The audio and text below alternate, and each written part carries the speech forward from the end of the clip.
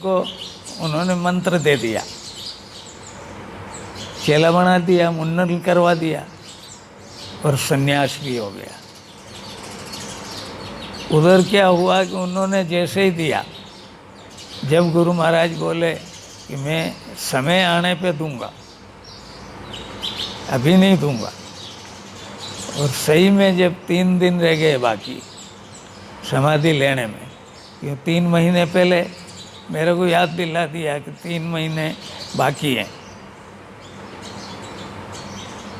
तो मैं थोड़ा डबडबा गया, क्योंकि मैं तो एमपी से आया, जोधपुर मेरे लिए नया, हालांकि जोधपुर जिले का ही हूँ मैं, पर जोधपुर एकदम नया, और जोधपुर से बाहर। मैंने कहा बात जी चलेगा कैसे ये सब, कि वो तू चिंता मत कर। 3 दिन पहले, समाधि के 3 दिन पहले उन्होंने, जिसको दीक्षा बोलते हैं, वो मंत्र दे दिया।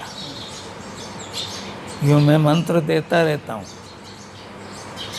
पर अंदर से जो मंत्र दिया जाता है उसके बाद जो है, इसलिए वो मंत्र नहीं दे रहा हूँ, क्योंकि फिर मैं खाली हो जाऊँगा, मैं खाली हो जाऊँगा, फिर आप लोग मेरे को पूछोगे नहीं, तो मुझे तो आश्रम भी चलाना है, क्या पता कितना लंबा जीना है, ये भी नहीं कह सकता मैं, ये भी गुरु महाराज जी जाने।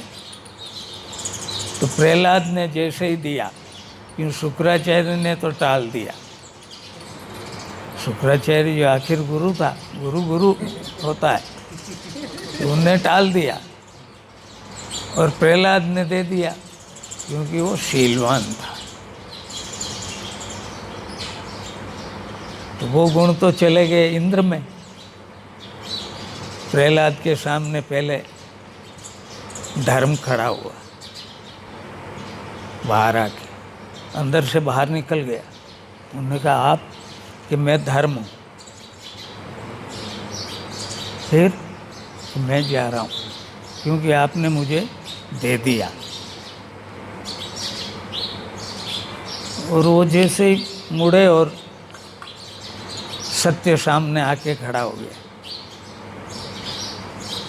कि आप, कि मैं सत्य, क्योंकि तुमने शील दे दिया है, इसलिए मैं तो उससे जुड़ा हुआ हूँ, इसलिए मैं जा रहा हूँ।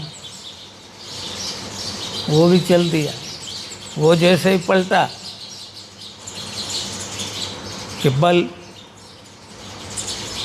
मैं आप, कि मैं बल हूँ, मैं भी जा रहा हूँ। उनने कहा, वो जैसे ही पलटा कि लक्ष्मी खड़ी हो गई, कि मैं भी जा रही हूँ, कि ऐसा क्या कर रहे हो, कि मैं तो शील से जुड़ी हुई। तो लक्ष्मी भी चली गई। तब से अब तक इंद्र जो है देवताओं का राजा है, उससे पहले उसने कई बार पद छोड़ा है। अब वो केवल डरता है, तो किससे डरता है? आज भी तपस्वियों से डरता है। जो तप करते हैं उनसे उसको डर लगता है कि कहीं मेरी गद्दी नहीं छिल जाए। बाकी वो राजाओं से, राक्षसों से नहीं डर रहा है। पहले राक्षसों ने किया था, पर फिर वो राक्षस की बजाय असुर हो गए, क्यों? खान पान बिगड़ने से उनको श्राप लगते रहे। तो श्राप कब लगता है? जब खान पान बिगड़ जाता है। तो गुरु के कहे अनुसार चलना चाहिए। इसलिए बार बार भगवान श्री कृष्ण ने भी कहा कि युद्ध नहीं होना चाहिए, पर जबरदस्ती हुआ, और ये कथा वहीं से चालू हुई। दुर्योधन ने जाके अपने बाप धृतराष्ट्र से बोला कि मैं भी इतना का इतना भोजन और मैं ज़्यादा तरह का बनाता हूँ, पर युधिष्ठिर के यहाँ जो है ज़्यादा ब्राह्मण जाते हैं, भोजन भी वहाँ करते हैं, वो सोने की थालियों में सबको करवाता है। ये राजाओं को सोने की थालियों में परोसता था, वो ब्राह्मणों को पुरुषता था, वो उसके पास शील था। तो उसने अपने बाप से बोला कि मैं राज्य खजाने से दे रहा हूँ और खूब अच्छी तरह से बांट रहा हूँ, पर मुझे वो जो यश मिलना चाहिए वो नहीं मिल रहा है, युधिष्ठिर को मिल रहा है। तब उसने धृतराष्ट्र ने ये कथा सुनाई। ये कथा जो है धृतराष्ट्र ने अपने बेटे दुर्योधन को सुनाई कि ऐसा बनना पड़ता है, शीलवान बन। तो शीलवान के लिए ये चारों पांचों चीज़ें जो है जरूरी है। 5 ही इंद्रियां हैं और 5 ही शरीर के अंदर कोष हैं। कोष का मतलब है जिनमें ये पांचों चीज़ें रहती हैं, अन्नमय, मनोमय, प्राणमय, विज्ञान में और आनंद में। ये 5 कोष है। इन पांचों कोषों में, इन पांचों कोषों का मालिक तो शील है, वो उसकी रक्षा करता है, वो खजाने भरे रखता है।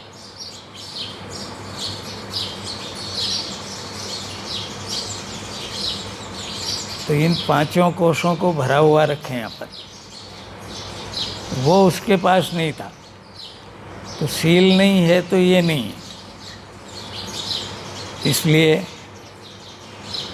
शीलवान बने, धर्म के रक्षा करें, धर्म पे चलें, सत्य का पालन करें, बिना कारण के। किसी का अहित नहीं होता हो तो झूठ नहीं बोलें, असत्य नहीं बोलें, सत्य को ही स्वीकार करें। बल अगर है तो उसका उपयोग गरीबों पे, निसहायों पे करना चाहिए। सदाचार से रहना चाहिए। सदाचार के लिए तो भगवान राम ने जो है बाली का वध किया छुप के। जैसे शिकारी जो होता है किसी भी जानवर को मारता है तो छुप के मारता है, क्योंकि सामने देखने के बाद भाग जाता है जानवर। तो बाली को छुप के मारा और जब बाण लग गया और धराशायी हो गया तब भगवान राम सामने पहुँचे।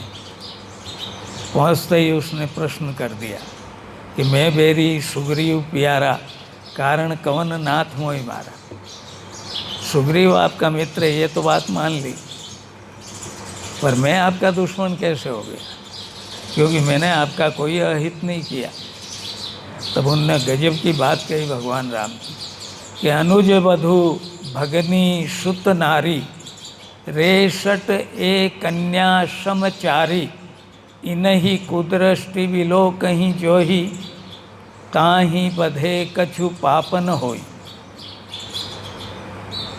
तू दुराचारी है, तू सदाचारी नहीं है, क्योंकि तेरे में शील नहीं था इसलिए सदाचार नहीं था। सदाचार होता तो छोटे भाई, तो क्या बोला कि अनुज वधु, छोटे भाई की पत्नी को उसके ऊपर भगवान राम ने तो इसको कुदृष्टि डालने का भी दोष बताया, पाप बताया, और उसको मारने में भी कोई दोष नहीं। अगर सरकार ये जो कन्याओं के साथ बलात्कार करते हैं इनको अगर फांसी की सज़ा तत्काल दे दी जाए तो भी कोई दोष युक्त नहीं है, क्योंकि वो कन्या में आती हैं। तो छोटे भाई की पत्नी, बहन, बेटे की औरत और कन्या, कन्या की कोई जात नहीं होती। वैसे आदमी की कोई जात ही नहीं है। तू मानव बन, मानव शब्द आया, उसमें स्त्री पुरुष भी नहीं है, क्योंकि बुद्धि तो दोनों की बराबर है। और मेरे ख्याल से स्त्रियों में ज़्यादा है, वो काम कम लेती है, क्यों घर में ज़्यादा काम करती है इसलिए उनकी बुद्धि उधर ज़्यादा लग जाती, वरना स्त्रियों में ज़्यादा है। मैं कई बार बोलता हूँ, भारत एक राष्ट्र है, उसमें एक महाराष्ट्र है, वो जीजाबाई की देन है। तो अनुज वधु भगनी सुत नारी, रेशट ए कन्या समचारी, इनके साथ आचरण कन्या के जैसा होना चाहिए। इन्हीं कुदृष्टि विलोक ही जोई ताई बदे कछु पापन होई। तो तेरे को मारने का मुझे कोई पाप नहीं लगेगा, क्योंकि तूने सुग्रीव की पत्नी को रख लिया, उसको भी निकाल देता। भगवान राम गया तो सीता साथ में गई। तो पिक्चर देखने तो साथ में जावे, मिर्ची बड़ा खाने भी साथ में जावे, मंदिर और तीर्थ साथ में नहीं जावे, कमावे साथ में नहीं, कमावे तो भी बोले कि हाउसवाइफ है। हाउसवाइफ क्या होती है? वो तो पत्नी है। वो कोई घर की पत्नी है क्या? घर में तो सब रहते हैं। ये क्या शब्द चुन लिया?